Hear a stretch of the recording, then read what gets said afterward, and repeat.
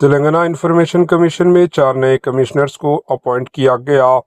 تلنگانہ ریونت ریڈی حکومت نے information commission میں 4 نئے کمشنرز کو اپوائنٹ کیا ہے، جن میں پی وی سرینیواس راؤ، محترمہ محسنہ پروین، دیشیال بھوپال اور ایودھیا ریڈی شامل ہے۔ چیف سیکرٹری راما کرشنا راؤ نے اس سلسلے میں احکامات جاری کیے۔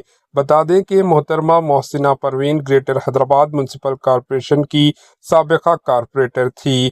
محترمہ محسنہ پروین ایڈوکیٹ تلنگانہ اسٹیٹ وقف ٹریبیونل میں جج کی 3 رکنی پینل میں بھی برسوں خدمات انجام دے چکی ہیں۔